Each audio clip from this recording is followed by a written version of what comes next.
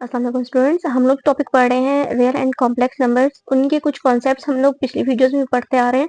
उनमें से कुछ इंपॉर्टेंट कॉन्सेप्ट्स रह गए थे जो आज हम इस वीडियोस में क्लैरिफाई करते हैं। ठीक है, let's suppose if A is zero, कि अगर हमारे पास एक इंटीजर है वो जीरो है, देन उसका उस इंटीजर का nth रूट भी जीरो हो गया। ठीक है, एग्जांपल से हम समझते हैं। लेट्स सपोज हमारे पास यहाँ पे ए जो है वो जो इंटीजर है वो हमारे पास जीरो है। देन हम क्या करते हैं कि अगर जीरो है तो उसका क्यूब रूट nth रूट, चाहे वो nth रूट इवन नंबर है या ऑड नंबर है, उसका आंसर भी जीरो ही आएगा।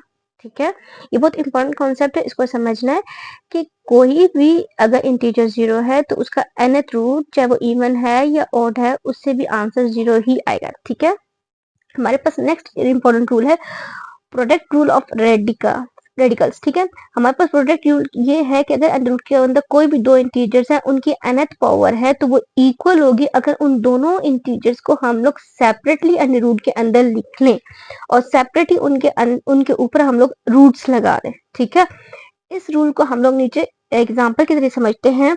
लेट्स सपोज हमने एग्जाम्पल की, ये हमारे पास ला का राइट लेफ्ट हैंड साइड है और ये राइट हैंड साइड है। ठीक है, हम ये करते हैं, हमारे पास एक क्वेश्चन गिवन है under root 6x under root into under root 6y square. ठीक है, हम क्या करते हैं, क्योंकि हमारे पास राइट हैंड रूल को यहाँ पे लिखा गया है, राइट साइड को लिखा गया है फार्मूले की।